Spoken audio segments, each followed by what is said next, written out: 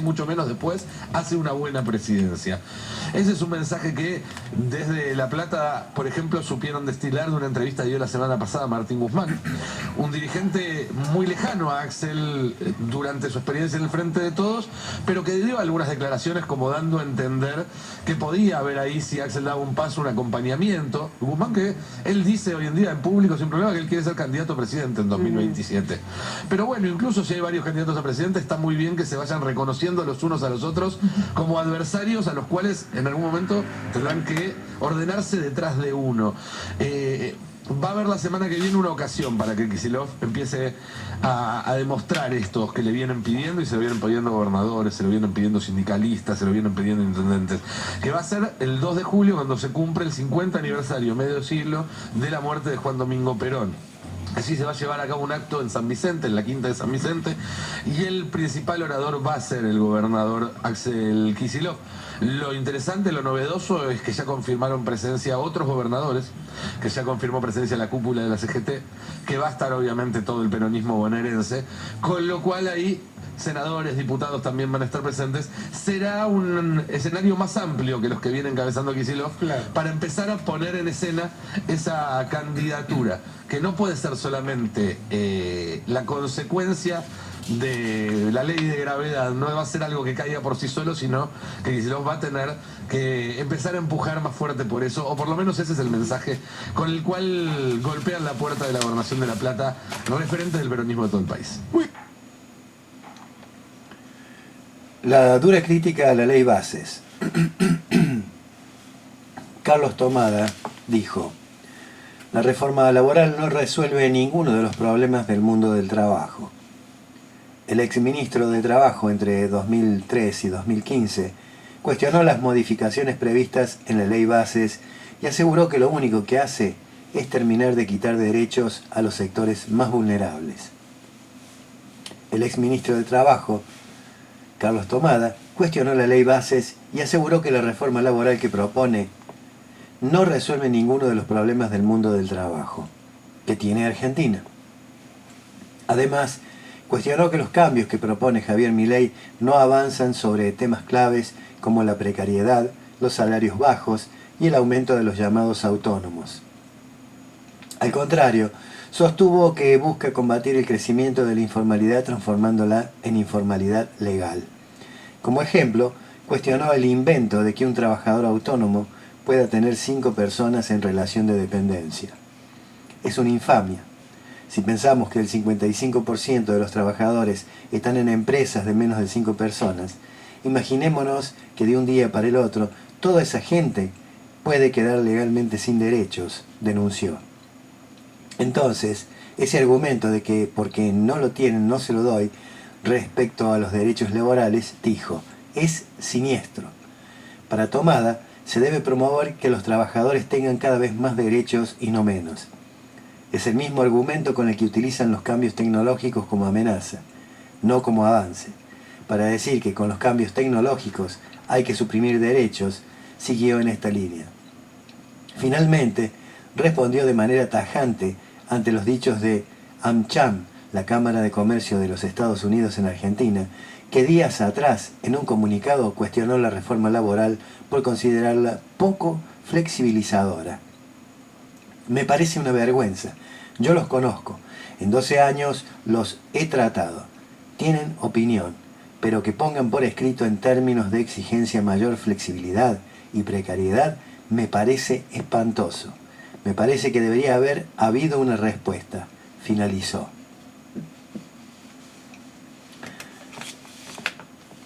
Fuerte deterioro. ¿Vas a seguir con la... ¿Tenés algún tema para...? Sí tengo. Me detuve acá leyendo acerca de Brasil. Si no, sigo yo con otro tema mientras vos seguí. buscas... Seguí. Perfecto. Fuerte deterioro de la distribución del ingreso. Retroceso social de 16 años. El INDEC registró un empeoramiento notable del reparto de ingresos en el primer trimestre, con el peor resultado desde 2008. En el primer trimestre del año, hubo un importante aumento de la desigualdad social, según las estadísticas del INDEC, que miden el ingreso de hogares y personas basadas en la encuesta permanente de los hogares. Este último informe acompaña los datos oficiales difundidos esta semana sobre contracción de la actividad y crecimiento del desempleo y pintan un escenario de rápida conformación de una crisis económica como corolario de las políticas del gobierno, puesto que ningún shock severo o contagio de crisis internacional está afectando a la economía local en este momento. Es el peor resultado en 16 años, desde el primer trimestre del 2008. En el primer trimestre del 2024 aumentó fuertemente la desigualdad de ingresos medida a través del coeficiente de Gini. El valor fue de 0,467, mientras que en igual periodo de 2023 alcanzaba el 0,446, siendo 0 el valor que implica igualdad absoluta y 1 desigualdad total. En términos distributivos, es preciso remontarse hasta el año 2008 para encontrar desigualdad semejante. Era de 0,463, siendo que el Gini disminuyó año tras año desde la salida de la convertibilidad hasta el 2015. A su vez, la brecha distributiva calculada entre la mediana del ingreso por cápita familiar de la población del decil 10 y el decil 1, es decir, del 10% más rico versus el 10% más pobre, fue de 15 veces. La brecha de la mediana aumentó un punto, tanto en la comparación interanual con respecto al primer trimestre del 2023, como en relación al último trimestre con aguinaldo, tercer trimestre de 2023. El indicador de ingresos capta una situación menos crítica, pero las estadísticas de empleo difundidas ayer por el INDEC, en base también a la EPH, o sea, la encuesta permanente de los hogares, mostraron que la subocupación demandante está creciendo, lo cual revela que la mayoría de las personas buscan aumentar su carga laboral porque los ingresos se tornan insuficientes. La subocupación demandante creció 0,7 puntos porcentuales en un contexto en el que la desocupación abierta aumentó en similar proporción. Y esto también afecta a los ingresos porque en contextos de crisis de empleo las remuneraciones tienden a estancarse. El ingreso promedio per cápita del total de la población, que corresponde a 29.593.119 personas, alcanzó los 233.695 pesos en el primer trimestre del año, mientras que la mediana del ingreso per cápita fue de 155.000 pesos. Un nivel comparativamente bajo si se tienen en cuenta costos fijos de vida como las tarifas de servicios públicos, costos de salud y educación privada, si los hubiese, telecomunicaciones, alquileres, etc. A su vez, el INDEC reveló que el 62,2% de la población total percibió algún ingreso, cuyo promedio es igual a 369.085 pesos.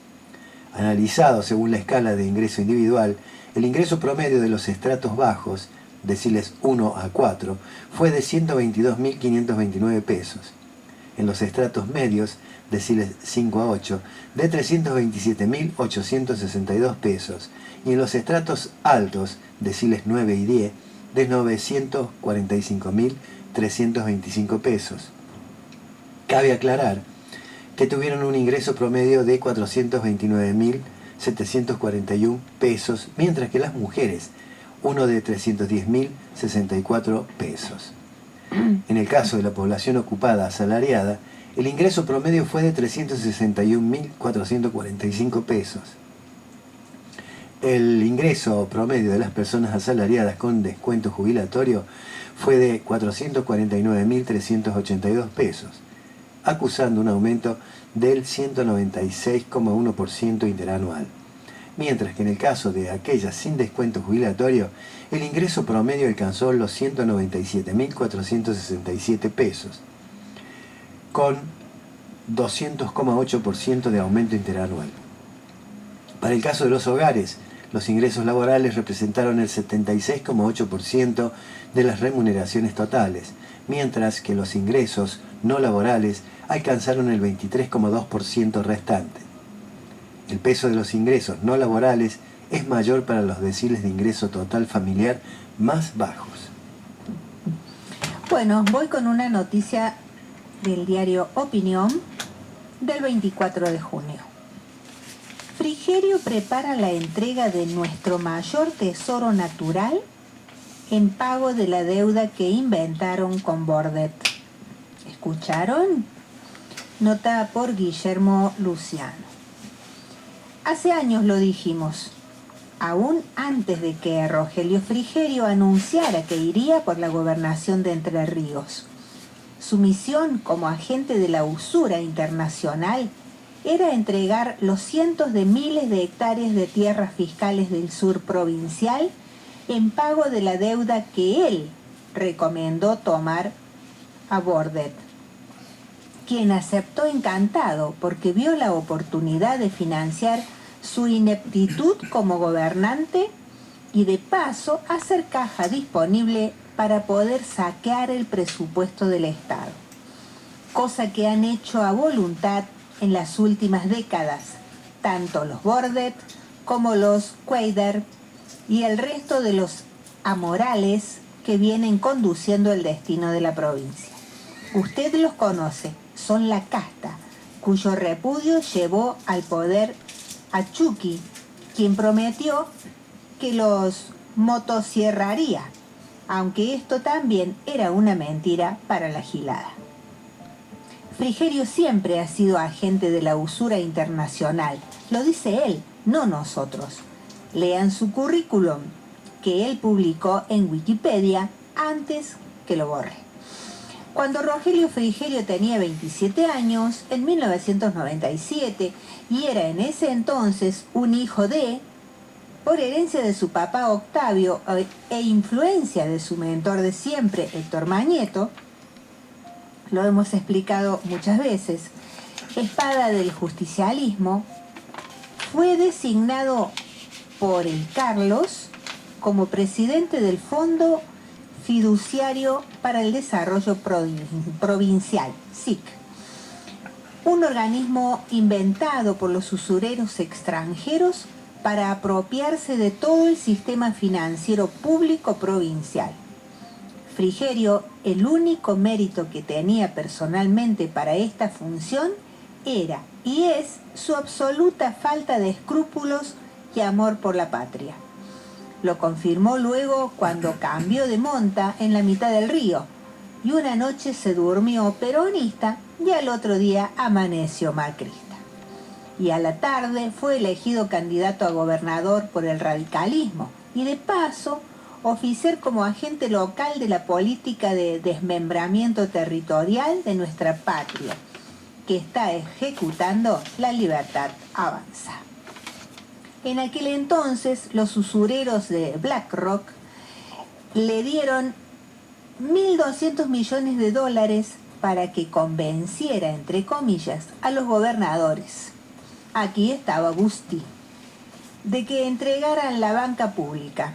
Les pidió que saquen la cuenta de cuánto sería esa cifra hoy. Aquí les adjunto un cuadro y la fuente.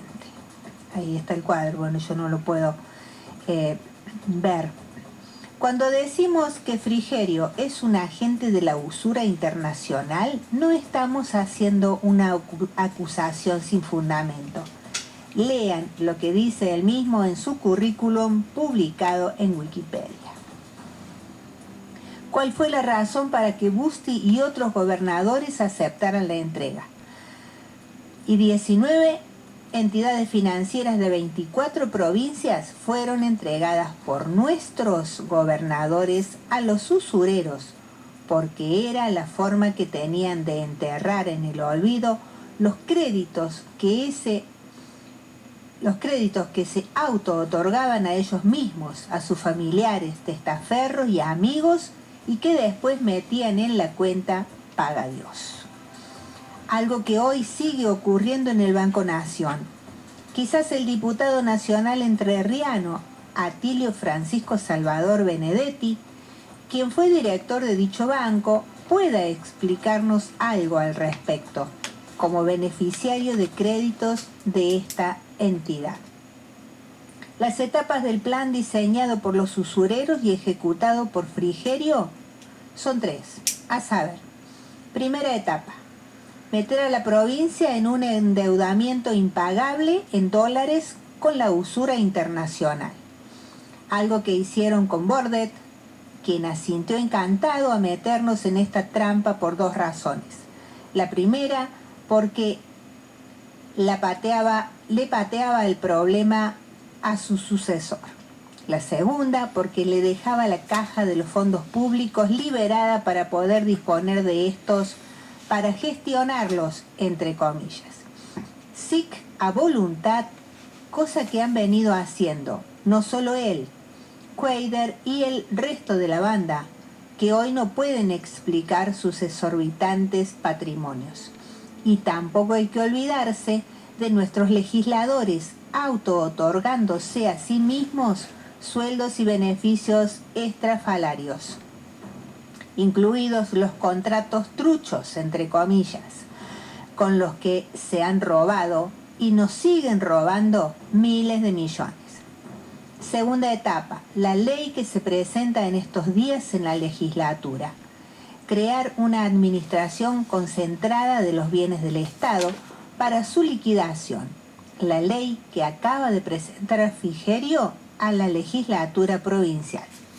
Tercera etapa, convencer a quienes lo votaron que hay que entregar los humedales del sur provincial a los usureros internacionales en pago de la deuda que él y Bordet tomaron. Porque la usura internacional y la OTAN quieren tomar el control y la posesión de los humedales del sur entrerriano.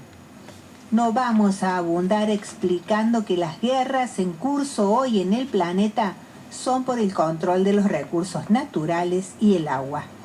Los humedales del sur de la provincia, los campos bajos, como genéricamente los llaman los locales, son varios cientos de miles de hectáreas de las tierras más fértiles del planeta. Nos explicamos, durante miles de años estos campos bajos, entre comillas, se fueron formando por la sedimentación de los ríos que han ido depositando un limo extraordinario por su contenido de fertilidad, que se ha ido acumulando en una capa fértil que literalmente tiene cientos de metros de profundidad, que hasta el presente ha permanecido prácticamente virgen.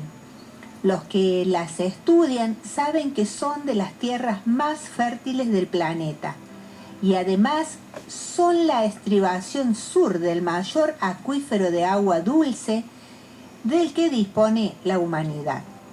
Esto es lo que vienen los usureros a tomar y esto es lo que Rogelio Frigerio quiere entregar. Está en nosotros, los entrerrianos, impedirlo. Usted tiene la palabra y también la acción. Seamos protagonistas de la defensa de nuestro territorio. Y termina la nota diciendo: el gobierno entrerriano crea una agencia para administrar bienes inmuebles. El Poder Ejecutivo remitió a la legislatura un proyecto de ley para la creación de la Agencia Administradora de Bienes Inmuebles de la provincia de Entre Ríos, ABIPER, con dependencia de la Secretaría General de la Gobernación, autarquía económica y capacidad de actuar en el ámbito del derecho público y privado. Esa agencia tiene el texto legal que ingresó a la Cámara de Diputados. Se constituirá con los bienes y personal de la Dirección de Administración de Tierras Fiscales y la Unidad de Control de Inmuebles, ambos bajo dependencia actualmente de la Fiscalía del Estado. Bueno, Toma ¿por qué creen que Mauricio Macri endeudó al país a 100 años en más de 45.000 millones de dólares y este esperpento que tenemos como presidente de la nación nos sigue endeudando? Para que la deuda tomada se vuelva impagable y tengamos que entregar nuestros recursos a la usura internacional, como lo dice ese artículo, nada más que hay en pequeña escala porque es la parte de Corrientes, dijiste. Bueno, Sí. pero ese plan es para todo el país. Así que abran bien los ojos y tengan cuidado con lo que votan, porque esta gente responde a intereses foráneos, a intereses extranjeros, no a la patria. Eso de que vienen a sanear la economía vendiendo las empresas estatales es mentira. Es todo favoreciendo los capitales internacionales. Los capitales usurarios a cambio de nada. Solamente vamos a tener hambre y miseria y desocupación en nuestro país. Hay comentarios, voy a tomar uno, no los voy a leer todos. Estos tipos, comenta Hugo, no pone apellido, estos tipos son criminales, históricamente lo han sido, en tanto apellido, en tanto filiación política. Merecen ser tratados como tales. La verdad que duele, ¿eh? Duele, pero bueno, ¿a quién le vamos a dar las gracias? A los medios de información que se encargan de lavarle la cabeza. A los votantes que, bueno... Y bueno, que votaron Clarín tiene el 97% de los medios de información son de Clarín y tiene participación el grupo buitre BlackRock. Con eso creo que decimos todo. BlackRock es un grupo a nivel internacional que muy poderoso, que no solamente maneja guita en préstamo, como en el caso de nuestro país y de otros países que gobiernos cipayos han ido a pedir guita, sino que también son dueños de laboratorios de medicamentos, entre muchísimas otras cosas. O sea, en otras palabras, hablando en criollo, nos tienen agarrado de los huevos a toda la humanidad. ¿Tenés algo? Si no, tengo algo más acá yo. Sí, por tener tengo acá la historia del famoso grito de Alcorta. Bueno, después yo tengo acá de otra editorial, de Alejandro Berkovich, que está re buena también. Así que bueno, si hacemos tiempo... ¿Es un audio? Es audio, supuestamente. Sí, es audio. Bueno, ponelo. En el último de los casos, del grito de Alcorta, que el 25 de junio se conmemoró el 112 aniversario, lo podemos dejar para leer el viernes, porque acá cuenta la historia, cómo surgió, todas las traiciones y todas las cosas que pasaron alrededor de eso hasta nuestros días. Es muy, muy interesante. Bueno, esto que nos habla acá Alejandro Berkovich se titula Existir es de zurdos. Veamos. Vamos a ver de qué se trata. No estás... Ya sé que vengo de varios feriados, pero lo que van a escuchar hoy no lo escribí yo. El editorial de hoy es de Miguel Benazayag, el médico, psiquiatra y psicólogo que entrevistamos hace un tiempito, que nos vino a hablar de los algoritmos, de las plataformas, de su efecto sobre el cerebro, y de Ariel Penisi, que es un editor, filósofo muy capo, que escribió con él el libro La inteligencia artificial no piensa, el cerebro tampoco. Lo que les voy a leer es lo más interesante que leí este fin de semana largo. Y miren que leí mucho, me dediqué bastante a la lectura. Habla del gobierno, de la inteligencia artificial y de esta época. Le puse existir es de zurdos, porque lo que cuentan ellos da cuenta de la tensión creciente entre la idea de existir y la idea de funcionar. Steve Endicott se define como un capitalista con conciencia social y se va a presentar en las próximas elecciones parlamentarias en el Reino Unido de la mano de su avatar. Va a presentar a un avatar como candidato al Parlamento. Es AI Steve, parecido a lo que hacía acá el partido de la Red en su momento de Santi Siri. Dice Steve que si consigue entrar al cuerpo legislativo, su participación física va a ser garante de proyectos o votos que se decidan a través de la inteligencia artificial. Paradójicamente, propone la inteligencia artificial como una forma de acercar las políticas públicas a la gente, a los humanos. Así, la opinión desimplicada, los humores de la semana, las tendencias influenciadas por noticias falsas, entre otras variables, serían la materia prima de una democracia capaz de deshacerse de las mediaciones corruptibles, es decir, de las instituciones humanas, reemplazándolas por la mucho más eficiente inteligencia artificial. En línea más con El Salvador que con el Reino Unido, Javier Milei dijo en una entrevista con periodistas de Casa Rosada que tiene intención de avanzar con la aplicación de un módulo de Google para hacer una reforma del Estado con inteligencia artificial. Se reunió con ejecutivos de Google, de Apple, de Meta y de OpenAI.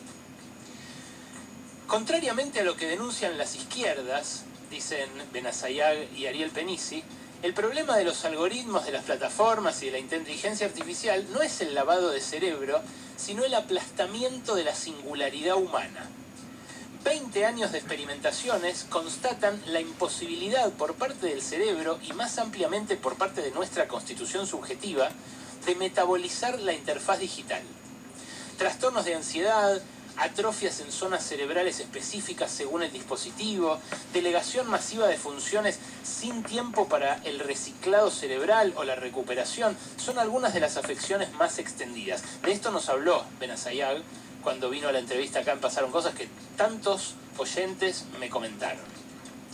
Hay un problema de fondo con la tecnociencia contemporánea, dicen los autores de esto que les estoy leyendo. Y es la confusión entre los modelos construidos digitalmente y la realidad orgánica. Tomar lo modelizado, sea una proteína, un flujo urbano o un intercambio económico, como si se tratara del territorio mismo, tiene sus consecuencias. Los cuerpos, las vidas, están emplazados históricamente, son parte de ecosistemas, están ligados a culturas ancestrales y también a técnicas recientes. Fundamentalmente vivimos de acuerdo con ejes intensivos que ordenan nuestra experiencia como un todo que no está en otra parte, sino justamente en cada parte que lo compone. Pero las máquinas, la organización algorítmica, la inteligencia artificial, funcionan como agregados de partes que carecen de eso que llamamos todo. Escuchá que flashera esta idea. Su razón última no tiene que ver con existir, sino con el rendimiento y con la optimización, es decir, con funcionar. Funcionar antes que existir. Por eso decimos, dicen los autores Benazayag y Penisi, que existe una consustancialidad entre los planteos neoliberales, austríacos o como se los quiera llamar, y la naturalización de los fenómenos digitales. Porque los dos omiten e incluso tienden a aplastar la singularidad de lo vivo, la densidad de la cultura y la lengua, la conflictividad inherente a lo social, las huellas de las tradiciones y fundamentalmente la tendencia de lo viviente a demorar en la existencia, a vivir porque sí. Esto me flasheó muchísimo. Desde el punto de vista de Milei, aún en su pantano de inconsistencias, lo público, la posibilidad de criterios comunes, la gratuidad, forman parte de la corruptibilidad de la carne, de la ineficiente morosidad de la existencia. Una vez dijo que sentarse a comer le parece una pérdida de tiempo, porque los de su especie no consideran tomar el tiempo para los procesos, prefieren vivir el sueño de un mundo sin cuerpos, sin la compleja y conflictiva trama colectiva, como quería Margaret Thatcher, individuos sin sociedad. La pobreza de la imaginación libertaria es compatible con la utopía de una sociedad transparente donde los individuos intercambian bienes y servicios mientras mágicamente se acomodan los intereses de cada quien, donde las asimetrías más violentas no distraen el ir y venir de los hambrientos. Un mundo en el que la competencia feroz es considerada la mejor forma de colaboración. Es cierto que si una persona es sustituida por su avatar, si una vida es asimilable a un banco de datos o si todo lo que hacemos puede ser cifrado como información y procesado, en consecuencia, la transparencia parece perfectamente natural. Pero el endiosamiento de las tecnologías digitales se erige sobre una supuesta defección humana. A esos humanos defectuosos, la antropología libertaria contrapone un tipo de animal distinto, hiperracional, tan parecido a la inteligencia artificial que debería aspirar a parecérsele, con su conducta, su relación consigo mismo y con los otros, con sus decisiones. Aún a sabiendas esto de su inferioridad ante la máquina, porque si reducimos la inteligencia humana a lo que en realidad es una pequeña dimensión, entre otras, como la capacidad de calcular, de procesar información, de establecer correlaciones, entonces la máquina es muy superior.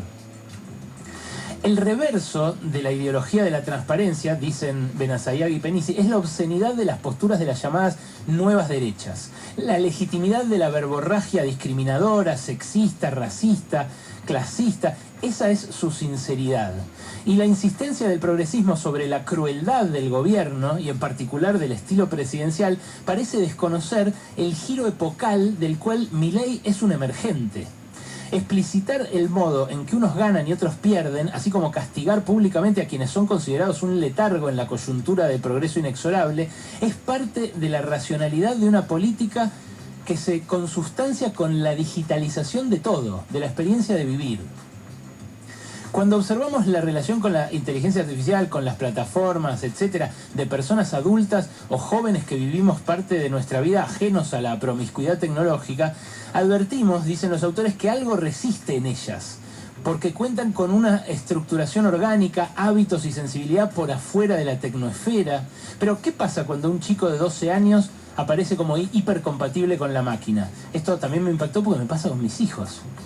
¿Qué empieza a pasar con el proceso de crecimiento y en particular con el cerebro de los niños hibridados de entrada con las tecnologías digitales? La falta de estructuración no permite imaginar a un otro. La relación con los dispositivos digitales es cada vez más de captura y en ese sentido, otra vez, el funcionamiento le come terreno a la existencia. Todo lo que queda por fuera de ese hiperrealismo se vuelve un malestar ciego, una angustia intratable. Pero si además los métodos de diagnóstico en salud mental les recetan fármacos a esos niños para restablecer el funcionamiento, la productividad, la estimulación, el círculo vicioso impide regular, limitar o apropiarnos de tecnologías que todo el tiempo están desbordando lo vital.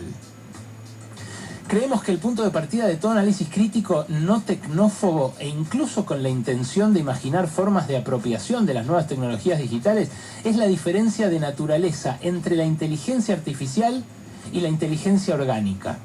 En el libro que yo les recomendé, de ellos, la inteligencia artificial no piensa, el cerebro tampoco, desarrollamos un repertorio de diferencias irreductibles entre esas dos cosas.